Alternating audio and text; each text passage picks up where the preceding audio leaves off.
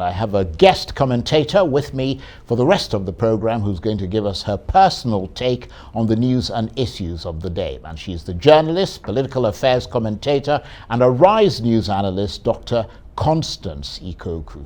Thank you very much indeed for joining us. And good to see you again. It's been a while. Good to see you too. Just very briefly, what did you make of Senator Ben Obi? I mean, you know, he said a lot of things in defense of his party, but an enormously articulate man. What was your assessment of the defense that he put up?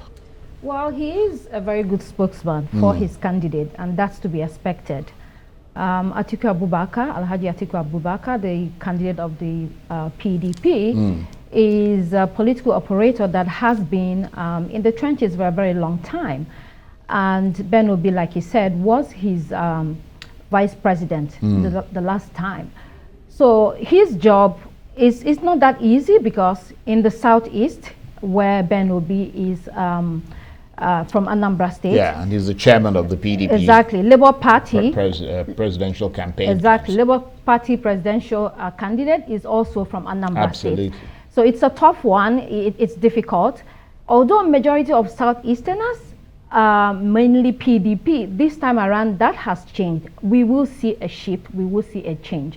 So good luck to him, he's doing a good job. It remains to be seen whether his push and shove will make it to the polls. That's a good point. And let's move away, because we haven't got that much time, from the PDP to the Nigerian ambassador to Burundi, Elijah Onyaba, who was there. Made some very interesting points, again, in defense of his party, the APC, but also lessons that Nigeria could learn from Burundi. Right. Burundi is one of the poorest countries in Africa, if not the poorest country in Africa, and indeed the world. And they have been through a lot of crises, bordered to the north by Rwanda, another country that has been through very difficult time, but managed to stabilize, and then bordered to the west by DRC, a country crippled by conflict for so many years.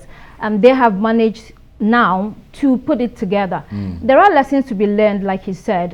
Nigeria is more complicated though. We have more than 250 ethnic groups. This is a very big country, over 150 million people. What we can learn that he says is that we have to be conscious of the fact that there are divisions within the country.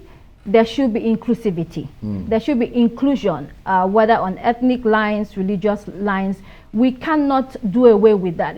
These are fault lines that have to be taken into consideration in our political journey in the country. If that is done with time, the country will be better for it. Yeah, that's a very good point. Let's turn to the big story that emerged. I'm sure you've seen the news, which came hot off the press a few hours ago, that the Director General of the P2B Presidential Campaign Council, Doyin Okupe, has been convicted by a court in Abuja on charges of money laundering. What do you make of that and its implications for the P2B campaign?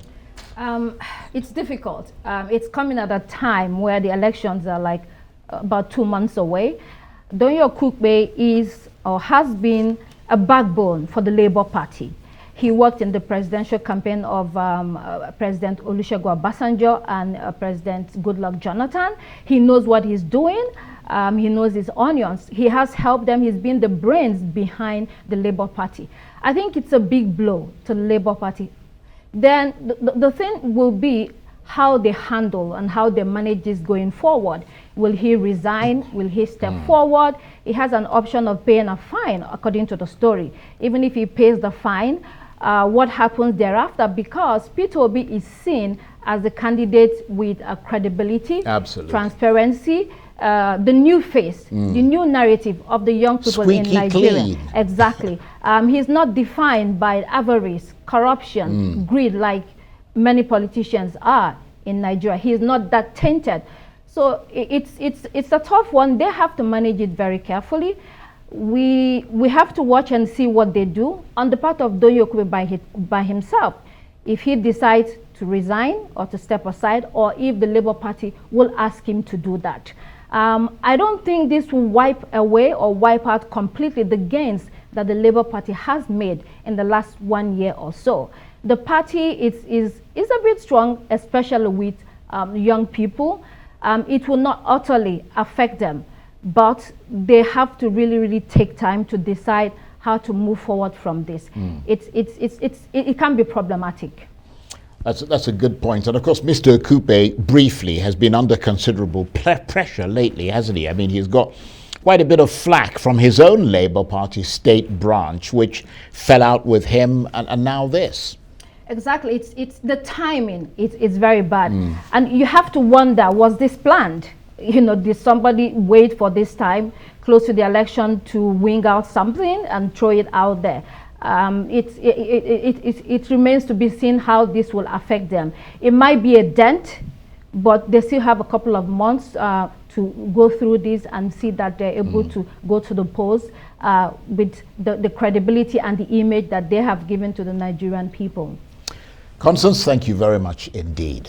Dr. Constance Ikokwu is a journalist, political affairs commentator, and a Rise News analyst. Thank you very much indeed. You're welcome.